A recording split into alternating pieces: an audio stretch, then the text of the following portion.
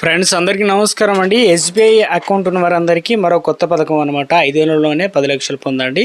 So latest update అయితే వచ్చిందనమాట. So వివరాలు ఏంటనేది మనం వీడియోలో తెలుసుకుందాం. వీడియోని పూర్తిగా చూడండి, ఇన్ఫర్మేషన్ అయితే అర్థమవుతుంది. మొదటిసారిగా ఛానల్ వస్తే తప్పకుండా సబ్స్క్రైబ్ చేసుకోండి. చూస్తున్నారు కానీ లైక్ చేయడం మర్చిపోతున్నారు, వెంటనే లైక్ చేయండి.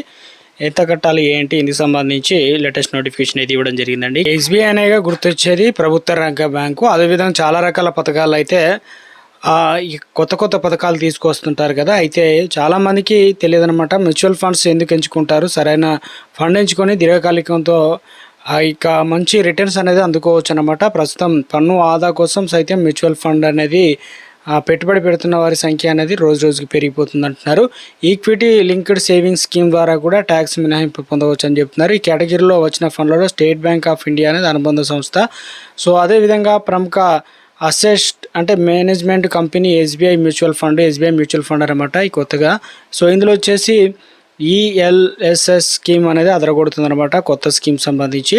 సో ఇందులో వచ్చేసి ఏం చెప్తున్నారంటే అదే ఎస్బీఐ ఇక ELSS tax favour fund direct growth అనేది గడిచిన 5 ఏళ్ల సంవత్సర కాలంలో అంచనా మించి రాబడులు అయితే వచ్చాయన్నమాట. ఇక ఎస్బీఐ ఇక ఏదైతే ఈఎల్ఎస్ఎస్ ట్యాక్స్ ఫేవర్ ఫండ్ను ఎస్బీఐ మ్యూచువల్ ఫండ్ 2011 నుంచే స్టార్ట్ చేశారు. తర్వాత జనవరి 1 లాంచ్ చేసింది. దీనిలో వచ్చేసి బీఎస్సీలో 500 total return index bench mark అయితే దాటిందనమాట.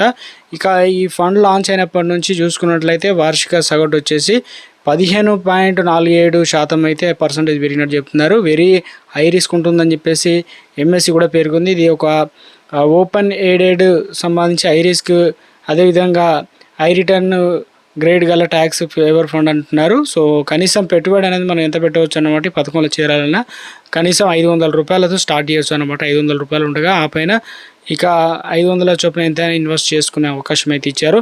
ఇక ఇది ట్యాక్స్ ఫేవర్ ఫండ్ కాబట్టి 5 సంవత్సరాలకు లాక్ ఇన్ పీరియడ్ అయితే ఉంటుంది.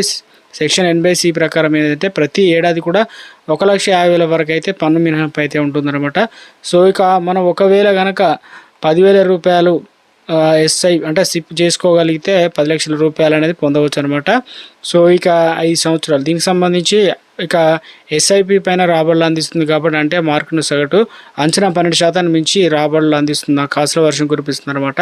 చాలా తక్కువ టైంలో ఎక్కువ అమౌంట్ కూడా అందిస్తున్నారు కాబట్టి ఇది అన్ని వివరాలు తెలుసుకున్న తర్వాత బ్యాంకులు అదేవిధంగా ఈ ఫండ్స్ ఎస్ఐపి ఇవన్నీ కూడా వివరాలు తెలుసుకున్న తర్వాతనే దీంట్లో ప్రజలందరూ కూడా ముఖ్యంగా ఈ అమౌంట్ అనేది ఇందులో ఇన్వెస్ట్ చేయాల్సి అయితే ఉంటుందన్నమాట. సో ఇక ఇందుకు సంబంధించి ఇక మొత్తం రిటర్న్స్ కూడా ఎక్కువగా ఉన్నాయని చెప్తున్నారు. కానీ అప్పుడు మార్కెట్ ఒడుగుదలకు లోబడి అయితే ఉంటుంది కాబట్టి అందరూ గుర్తుంచుకోగలరు. సో ఇక ఎస్బీఐ సంబంధించి మీరు ఒకవేళ ఇన్వెస్టర్ 5 సంవత్సరాల క్రితం నుంచి నెలకు 10,000 రూపాయల చొప్పున కనుక ఎస్ఐపి అనేది సిప్ అనేది పెడుతూ వచ్చాడు అనుకుందాం. ప్రతి సంవత్సరానికి దాదాపు 19.0% అనేది అందుతుంది. అతను మొత్తం పెట్టుబడి ఎంత వచ్చేసి 6 లక్షల రూపాయలు ఉంటుంది. దీనిపైన ఎస్ఐపి రిటర్న్స్ వచ్చేసి దాదాపుగా 4 లక్షలు అయితే 4,06,500 రూపాయలు అయితే వస్తుంది. అంటే 5 ఏళ్ళలో అసలు వడ్డీ రాబడి కలిపితే దాదాపుగా ఇక్కడ వచ్చేసి 10,650 రూపాయలు అనేది వచ్చే అవకాశాలు అయితే ఉన్నట్లు చెప్తున్నారు అనమాట. సో